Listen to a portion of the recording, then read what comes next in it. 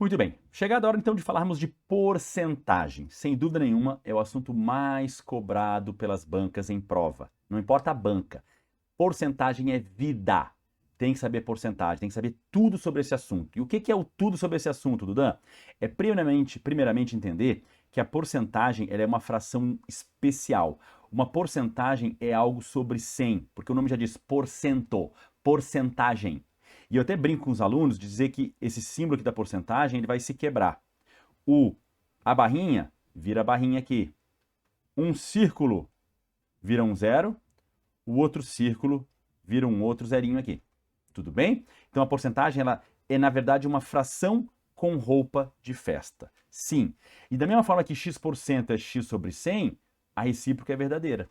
Se eu tenho uma fração em mãos e quero transformar em percentual, em porcentagem, basta eu trazê-la para denominador 100. Porque se uma fração de denominador 100 é uma porcentagem é uma fração de denominador 100 e vice-versa. Tudo bem? Não esquece que o D, o dá e o do indicam multiplicação, que nas frações elas sempre virão, assim como a porcentagem e as frações virão sempre associadas a alguém. Nenhuma porcentagem vai vir sozinha. Ah, aumentou 20%. Do quê? Do preço da gasolina? Do gás de cozinha? Do meu salário? Quem dera, né? Então, x% de A é x% vezes A, que você pode representar nesse formato aqui. Tudo bem? E olhando aqui embaixo o exemplo, ó, 18% de 56 tem a mesma ideia, ó, 18% vezes 56, achando aí 10,8. Tá, mas eu sempre vou ter que fazer o cálculo da porcentagem. Vou usar a regra de 3? Não. Evita ao máximo usar a regra de 3 para porcentagem. Exceto nos casos em que você tem o final e não tem o inicial depois de algum aumento ou desconto apresentados. Aí sim, a porcentagem está liberada por regra de 3. Caso contrário, vamos sempre trabalhar com a porcentagem numa ideia de que a porcentagem é parte pelo todo. Então eu quero saber quanto a parte representa do todo. Então quanto 39 representa de 156? É 39 para 156, que é 0,25 ou 25%, ou a quarta parte. Tudo bem? E mais do que nunca, é muito importante a gente saber de maneira rápida descobrir 1% e 10%. Não é calcular, tá? Porque para descobrir 1% é só movimentar a vírgula duas casas para a esquerda. Para descobrir 10% é uma única casa. Olha os exemplos ali, ó.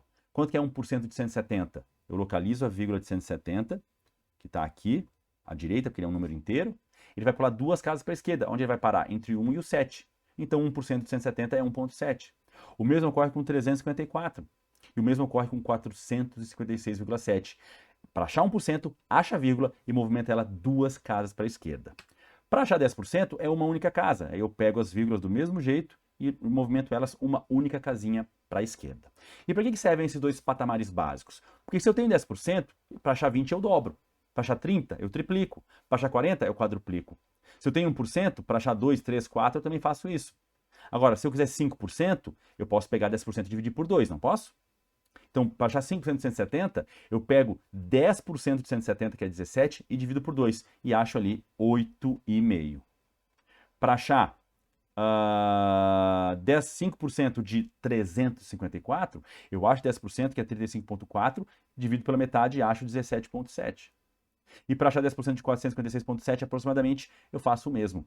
Acho 10% e divido por 2, tá? Então 10%, gente, não é cálculo. É um mero movimento de vírgula, uma única casa para a esquerda, tá? Para achar 25%, eu prefiro dividir por 4, porque 25% é a mesma coisa que 1/4, tá bom? Então 25% de 170 é 170 divididos por 4. Aí é só fazer a continha e achar o resultado. O mesmo ocorre para 354, é a sua quarta parte, e também para o 456,7 ali, o valor aproximado. E aqui é fundamental entendermos a relação entre os números e as porcentagens, entre as frações e a porcentagem. Um bolo é 100% do bolo. Meio bolo é 50%. Um quarto do bolo é 25%. Um décimo do bolo é 10%. Um quinto do bolo, 20%. Um oitavo do bolo, 12,5%. E um centésimo do bolo, 1%. Quando eu entendo a relação entre frações e porcentagem, tudo fica mais fácil. Até porque eu prefiro que vocês façam as operações usando a linguagem de frações. Tá? Não levem esse símbolo para as contas. Isso vai dar problema, como tem dado frequentemente em questões de prova. Tá bom? Tudo bem. E aumentos e descontos, né? É muito comum encontrarmos em provas questões que tratam de aumentos ou de descontos, para resolver há várias maneiras diferentes, tá? Uma delas é usar a regra de 3, que eu sei que é o que vocês costumam mais utilizar, mas infelizmente se perde muito tempo montando a regra de 3, equacionando, isolando, resolvendo, para no final achar o mesmo resultado se eu usasse outros recursos, tudo bem? A gente também pode fazer essas contas usando o fator de aumento. Ou também, em questões que não passam um valor inicial, supondo aí um valor fatídico, um valor suposto de 100 e aplicando os aumentos e descontos nesse valor e observando o que vem pelo final, tudo bem? O que é então o chamado fator de capitalização, tá? O fator de capitalização, gente, imagina que um produto sofreu um aumento de 20% sobre o seu valor inicial. Qual vai ser o novo valor desse produto? Se a gente não sabe o valor inicial, também não vamos saber o valor final, tudo bem? Mas entendendo que o valor inicial custava 100%, que é o preço cheio, e que ele sofre um aumento de 20%, eu posso prever então que ao final ele vai estar valendo 120% do valor inicial. Tudo bem? Então a gente pode calcular o fator de aumento referente a esse aumento. O fator de capitalização é o número pelo qual eu multiplico o valor monetário, o objeto inicial, e chego ao seu valor final de maneira direta. Se o meu salário aumentou 20%, para que eu vou calcular 20% do meu salário, para depois pegar esse aumento e integrar ao próprio salário? Se eu posso já multiplicá-lo direto por 1,2, chegando ao resultado final. Então, quando eu tenho um aumento de 20%, o meu fator de capitalização é 1,2. Ou seja, tudo que aumentar 20%, basta eu multiplicar por 1,2, que eu chego no resultado final, tudo bem?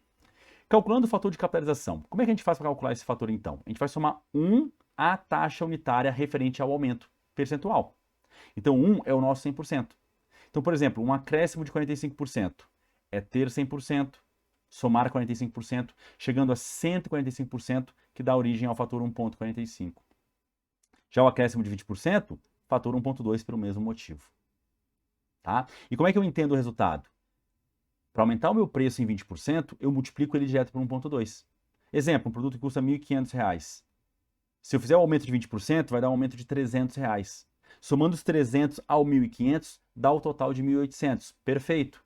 Mas se eu multiplicar o 1.500 por 1,2, já saiu direto no resultado final sem escalas. Da mesma forma, aí outros valores de acréscimo, tá? Um acréscimo de 30% vai nos gerar, então, um fator de 1,3. Um acréscimo de 15%, fator de 1,15. Acréscimo de 3%, fator de 1,03. E o acréscimo de 200%, fator 3, né? Por quê? Porque eu tenho 100%, aumentei 200, chegando a 300%, que é fator 3. E a mesma ideia se aplica para o fator de descapitalização. Agora vamos imaginar que o produto sofreu um desconto de 20% sobre o seu preço inicial. Então eu parti de 100%, perdi 20% e fiquei com 80% do valor inicial. E aí inverte a jogada, porque aí eu pego 1 e faço menos a minha taxa unitária. Então o meu fator vai ser de 0,8. Até porque fator de capitalização sempre acima do 1. Fator de descapitalização sempre abaixo do 1. E é basicamente isso que eu faço. Então, um desconto de 45%, eu tenho 100%, perdi 45%, fiquei com 55%. Olha o meu fator. O meu fator não é o desconto dado, é o que sobra depois do desconto. Já um desconto de 20%, meu fator não é 0,2, é 0,8. Se você fizer por 0,2, você vai calcular só o desconto. Depois vai ter que tirar ele do valor inicial, fazendo o cálculo em etapas, o que se perde muito tempo. Então, para entender o que foi feito aqui, um desconto de 20% faz com que eu multiplique por 0,8. E aí, de novo, a mesma questão dos R$ 1.500. 20% disso é 300. Se eu tirar 300 de 1.500, sobra 1.200, que é o mesmo resultado que eu obtenho se eu multiplicar direto por 0,8. Tudo bem? Aqui outros exemplos. Desconto de 30%. Por que o desconto de 30% é fator 0,7? Porque eu tenho 100%, perdi 30%, fiquei com 70%, e 70% é 0,7. Então, quando eu sofro uma penalidade e perco 30% do meu salário, eu fico só com os outros 70%.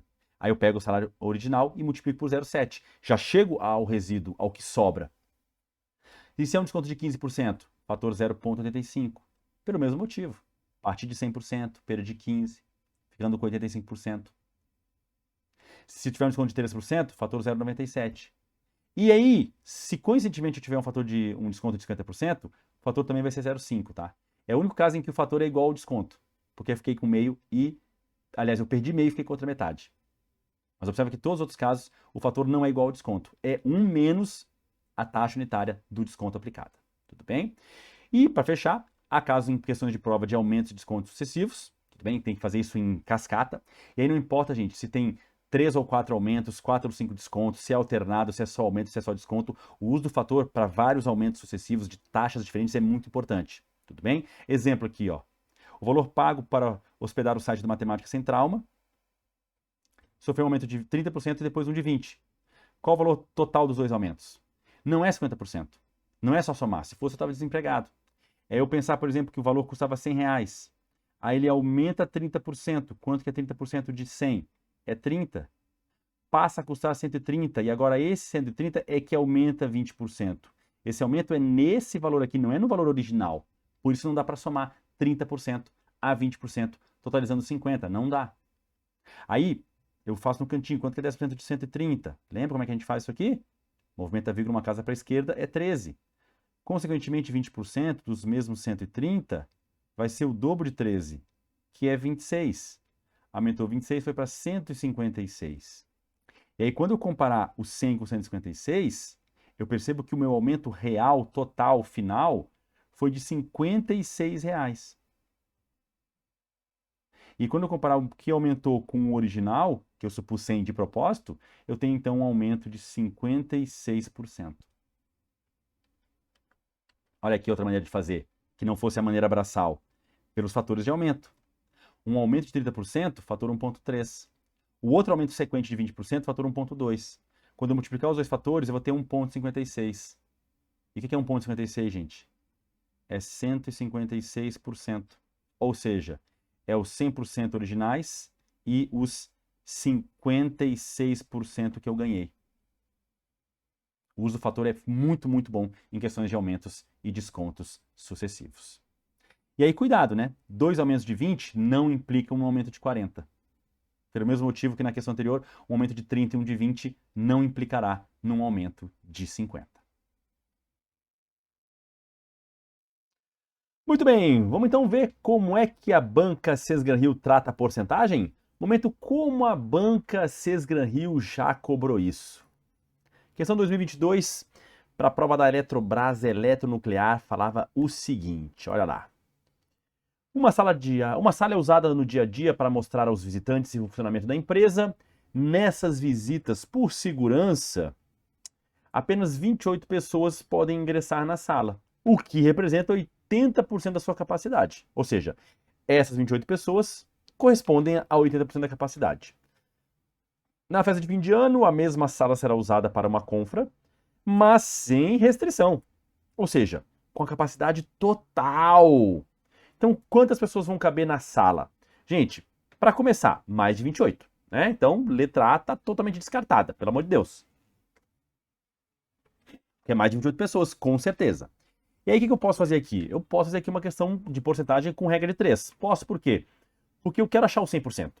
Tá? Então, uma das maneiras era achar aqui a capacidade e aqui a porcentagem. Tá? Eu tenho, então, que a capacidade de 28 pessoas corresponde a 80%. E quem vai ser meu 100%? Tá? Grandezas diretamente proporcionais. Por quê? Porque quanto maior a capacidade eu puder usar da sala, mais gente vai caber. Faz o cruzamento.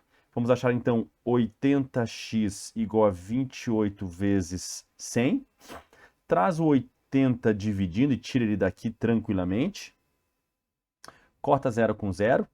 Eu também cortaria o 28 e o 8, ambos por 4, no mínimo, tá? 28 por 4 é 7, 8 por 4 é 2.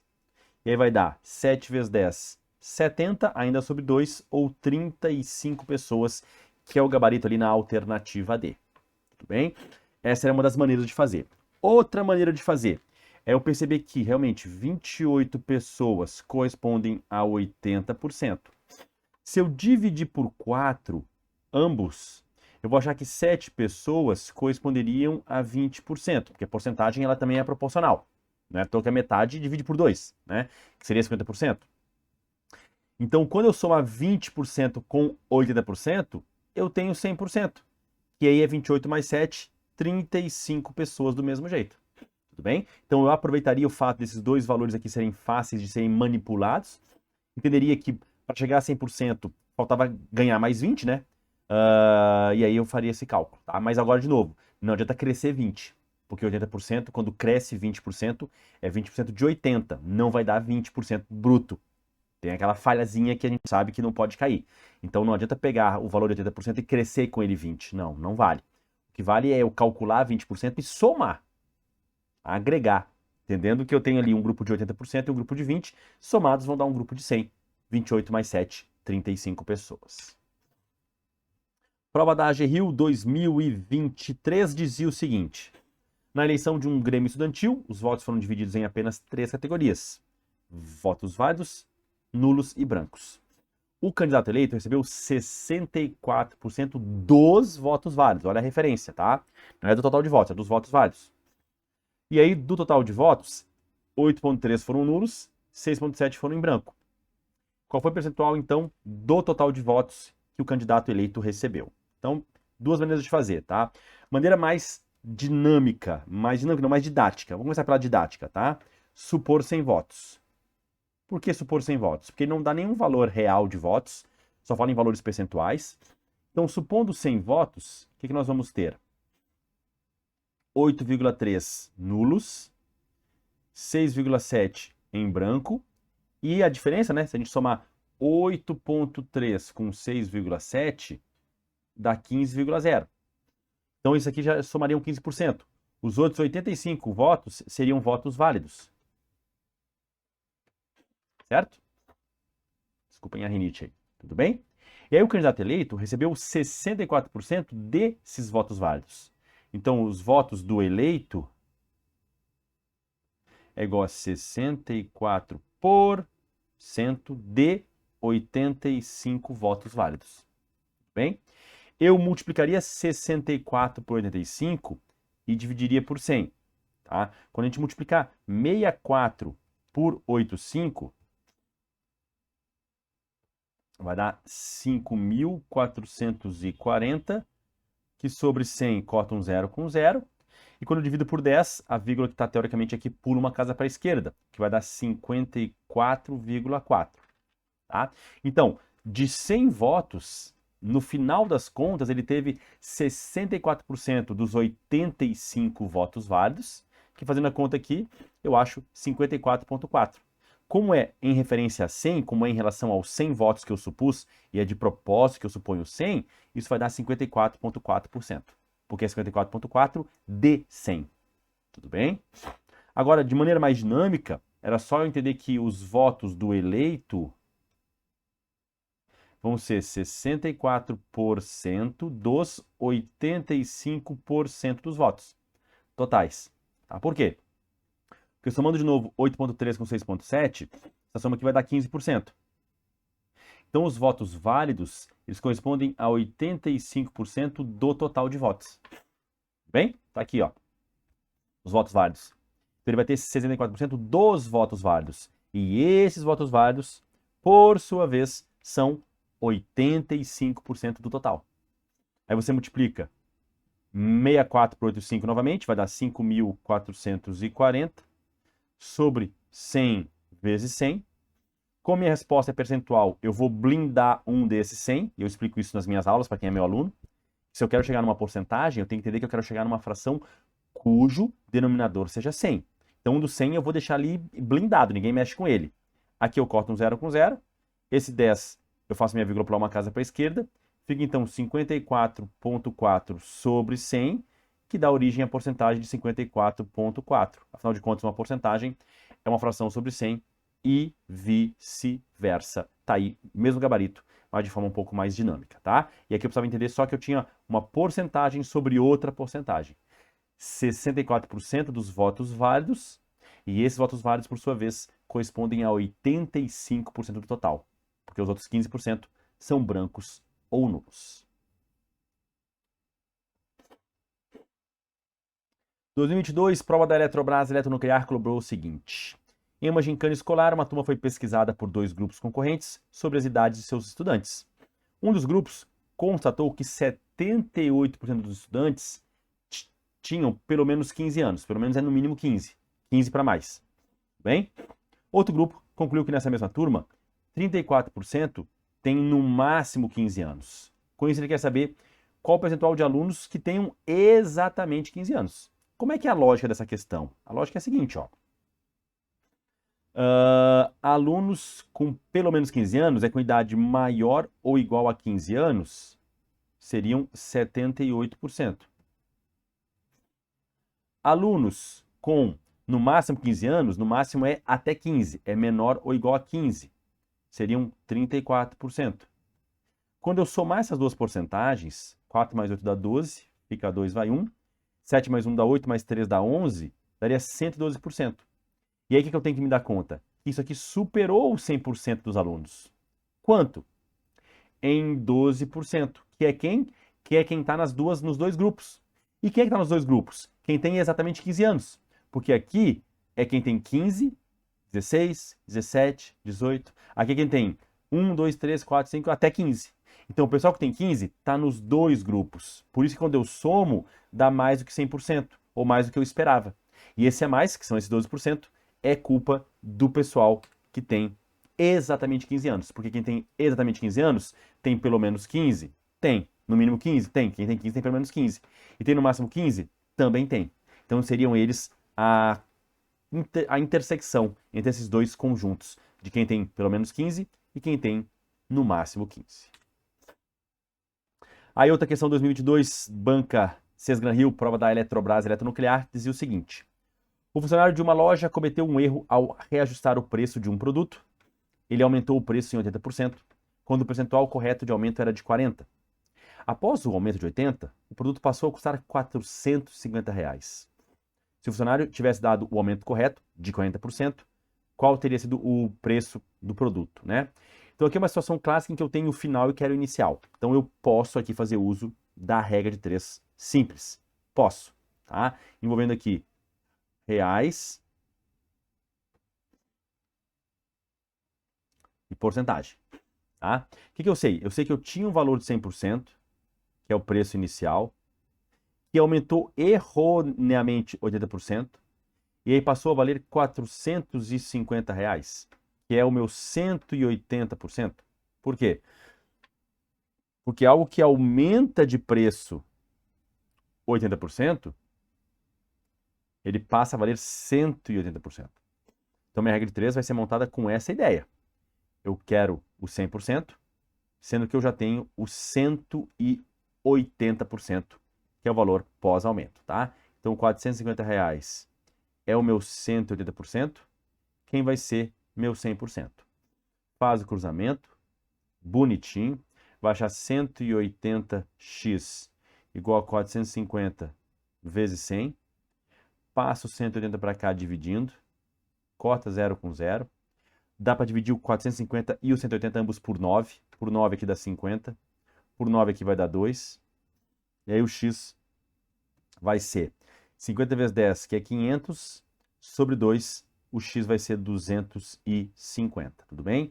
Então esse era o valor inicial, tá bom? Achei ele, então ele custava 250, o aumento real é de 40%, então 10% de 250, para quem já viu aula comigo, é só movimentar a vírgula que está aqui à direita, porque 250 é um número inteiro, uma casa para a esquerda, e vai ter 25 como 10%. Automaticamente 40% dos mesmos 250 vai ser 4 vezes 25, que vai ser R$ 100 de aumento. Então, vai aumentar R$ 100 e vai para 350, que é o gabarito na letra D. Então, o valor inicial, antes do aumento, é de 250. Com o aumento de 80%, vai para 450. Com o aumento só de 40%, que é a metade do aumento, vai para 350. Bem? E outra maneira de achar esse aumento era perceber que, teoricamente, quando eu tinha 250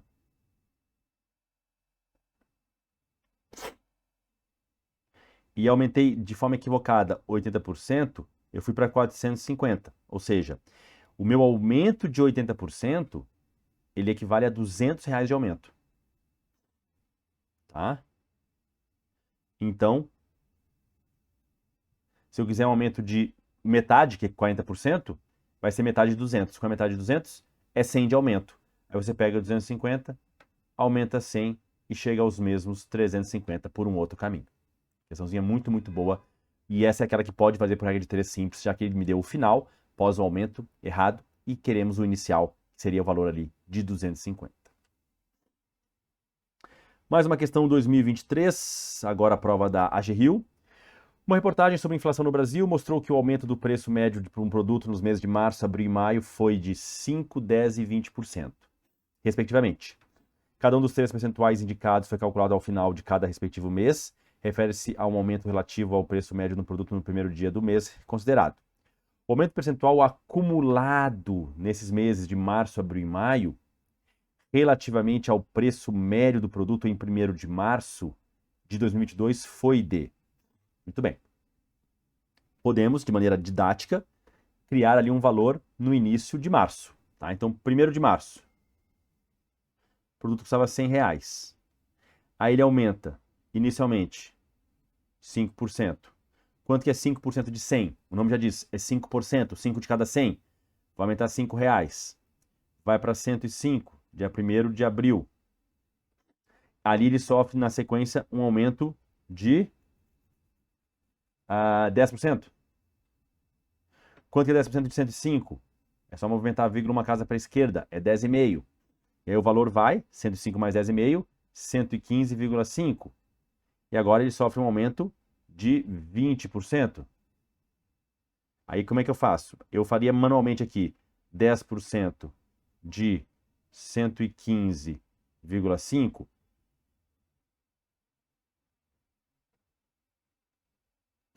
É só movimentar a vírgula uma casa para a esquerda, né?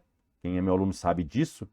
E achar 10% não é cálculo, é apenas movimento de vírgula. Então vai dar 11,55.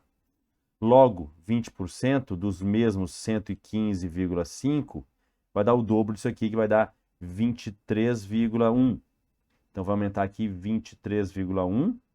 E aí 115,5 mais 23,1 fecha no valor de 138,6. Aí quando eu comparo o final com o inicial, eu percebo um aumento de 38,6. Eu tive um aumento ao longo de todo esse processo, né? Comprando o inicial com o final, de 38,6. E aí, quando eu comparo 38,6 com os 100 iniciais, é por isso que eu crio suponho o valor inicial 100, é para facilitar a minha vida.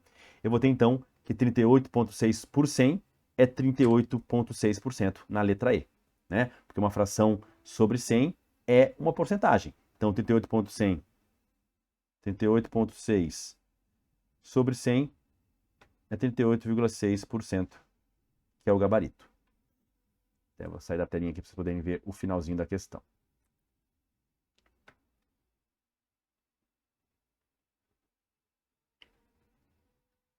Certo? Questãozinha muito, muito boa aí. Outra maneira de fazer seria entender o seguinte: um aumento de 5% gera fator 1,05. Por quê? Porque eu tenho 100%, cresço 5%, chegando a 105%, que é fator 1,05. Aí um aumento de 10%. Mesma lógica. Tenho 100%, aumento 10%, chego a 110%, que é 1,1. E aumento de 20% vai dar fator 1,2. Aí eu teria que calcular o fator final, tá? Da questão. Eu tenho que multiplicar 1,05 por 1,1 por 1,2. Fazendo essa conta com todo o cuidado do mundo, você vai encontrar 1,05 vezes 1,1 igual a 1,155. Ainda vou ter que multiplicar por 1,2 na sequência. Vai dar 1,386. E aí é só você identificar e interpretar que 1,386, como a gente fez agora no início dessa resolução, significa 138,6%, que é o 100% que eu tinha e 38,6% de aumento. Se eu sei que um aumento de 5% é 1,05, se o aumento de 10% gera fator 1,1 e que o aumento de 20% gera fator 1,2, então o fator de 1,386 é um aumento de 38%. Tudo bem? 38,6. Questão 2022, prova da Eletrobras Eletronuclear. Por conta de uma doença, um homem precisou fazer uma dieta extremamente rigorosa.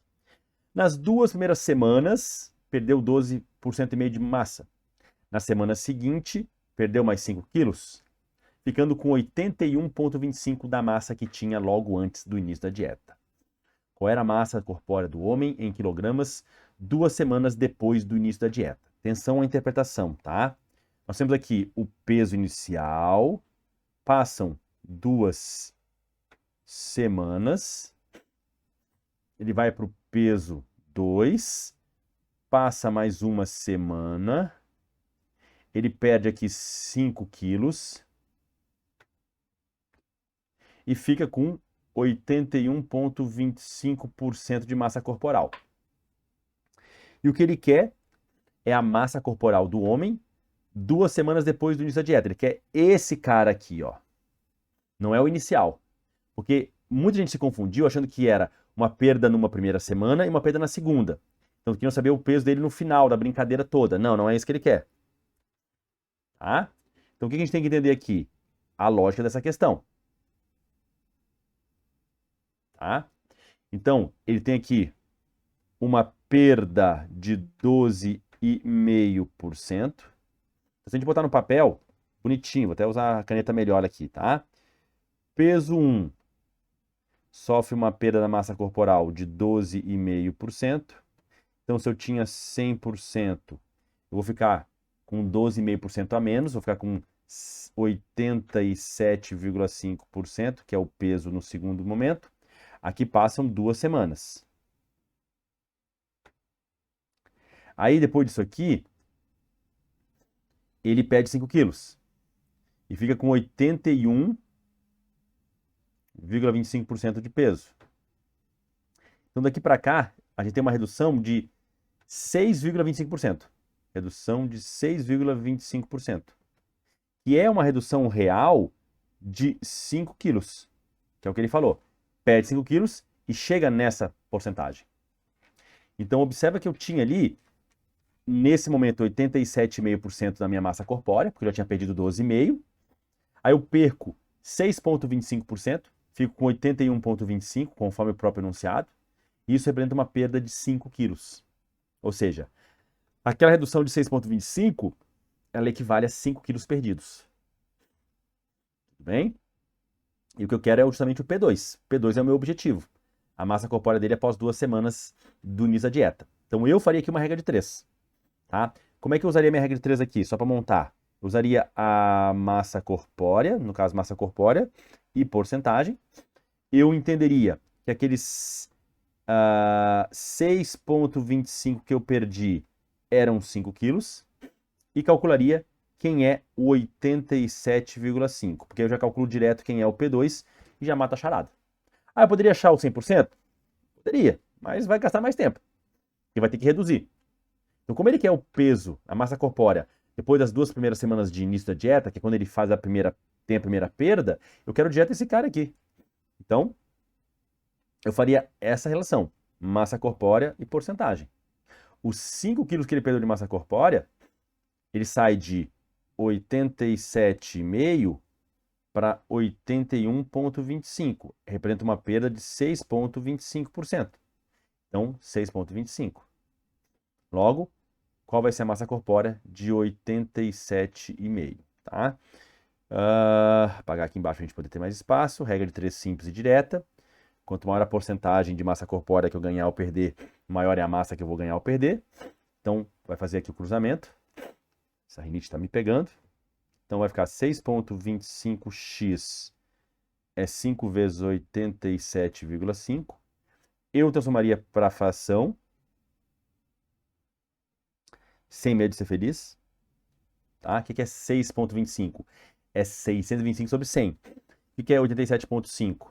É 875 sobre 10. Tá? E agora, para isolar o x, eu aumento a barrinha aqui, o 100 vai multiplicando por baixo, o 625 vem dividindo, né? Quem muda de lado muda de operação. Tudo bem? Vamos simplificar agora. 10 com 0. Aqui ambos por 5. 125. Então, nosso x vai ser 875 vezes 10, 8.650 por 125. Tá? Quando eu fizer essa divisão de 8.750 por 125, eu vou achar certinho 70. Então 70 era o peso dele após 2 semanas. Só que, de novo, muita gente se equivocou e foi calcular o valor lá do início, achando que era a cada semana tinha uma perda. Observe que a primeira perda dele, ela já ocorre após 2 semanas de dieta. Aí ele tem essa primeira perda. Então eu estou olhando para a massa corporal dele após essa perda. Por isso eu estou falando em 87,5% e não em 100%. Tudo bem? Então é uma questão de interpretação e tem que ser feita com muito cuidado. E aí, nesse cenário, em que eu tenho o final, mas não tenho o inicial, é que a gente pode fazer por regra de 3, sem medo de ser feliz.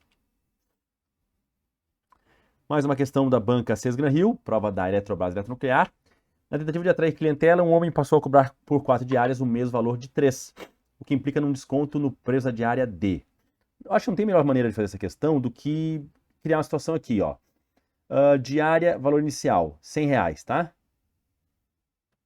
Aí eu fui lá, eu comprei um pacote, em vez de me cobrar 4, ele me cobrou 3. Ou seja, ao invés de pagar R$400, 4 diárias de R$100 cada uma, ele vai lá e me cobra 300. Então eu tive uma redução, um desconto de R$100, tudo bem? O que eu tenho que fazer aqui agora é ver o quanto que esses R$100 de desconto representam para o valor que eu iria pagar inicialmente, que é R$400. Ele representa o quê? 1/4. E 1/4, se você está atento, né, às aulas de porcentagem, corresponde a 25% de desconto na nossa alternativa B. Tá? Então eu supus o valor aí de R$100 por diária, eu ia pagar em 4 diárias 400. Ele me deu um desconto, eu pago só 3. Ou seja, eu paguei 300. Então eu tive um desconto de R$100. E esses R$100 comparados com os 400 me dá ali um desconto de 25%. Aqui o gabaritinho aqui, ó, 25% na letra B. Muito bem. Agora uma questão de 2021, prova do Banco do Brasil. A ampliação das fronteiras do marketing digital fez com que os canais remotos de vendas passassem a ter importância muito grande nos negócios. Como forma de monitorar os resultados das atividades de marketing desenvolvidas no site oficial de uma empresa, o gerente constatou que, ao longo de uma semana, 420 compras foram iniciadas no site, mas apenas 357 foram finalizadas. E quer saber qual foi o percentual de abandono? Tá? A taxa de abandono, ela pensa da seguinte forma, ó. Eu tive 420 compras iniciadas. Delas, 357 foram finalizadas. E o restante, aí faz a conta aqui, ó, 420 menos 357. Não dá para tirar 7 de 0, pede emprestado, aqui fica 1, aqui fica 10. 10 menos 7 é 3. E aí 41 menos 35 vai dar 6. Então a gente tem 63 abandonos. Tudo bem? E aí basta agora, então, eu perceber o que percentualmente os 63 abandonos representam para 420 compras. E a gente vai assim, de maneira muito sutil, né? 10% das 420 tentativas de compra seriam 42 compras. 63 é um pouco maior que 10%. Um pouco maior que 10% só pode ser 15. Acabou a questão. Se você fizer a conta, vai dar 15, mas não precisa fazer. Porque se você souber que 10% do total de compras iniciadas na internet dava 42, 63 é 42 mais metade de 42, né? Porque da mesma forma, os 5% dos 420 vai ser 21, que é a metade. E quando você somar isso aqui vai dar 63. Ó, 63 é 42 mais 21. Eu estou somando em partes. 10% mais 5%, por isso deu 15. Mas nem precisava. Por eliminação das alternativas, você matava a charada bem tranquilamente. Mais uma questão da Sesgran-Hill. Questão banca que cobra bastante porcentagem, tá? Prova do Banco da Amazônia 2022. Em outubro de 2021, segundo os dados do Banco Central, os saques nas cadernetas de poupança superaram os depósitos em cerca de 7,4 bi. Foram 278 bilhões em depósitos e 285,4 em saques. Tomando-se como base o valor total dos depósitos, então me diz que esse é o meu 100%, esse é o meu denominador. A diferença percentual entre os totais de retirada e de depósito em outubro é de... Então ele quer a diferença pelo total de depósitos. Tá? Qual é a diferença que ele mesmo deu? 7,4 bi. Total de depósitos, 278 bi. Tudo bem? Vamos cortar bi com bi. E 7,4 dividido por 278. O que vai dar isso aí? Aí tem que fazer a conta, né? 1% de 278 bilhões, movimenta a vírgula duas casas para a esquerda, vai dar 2,78. 2%.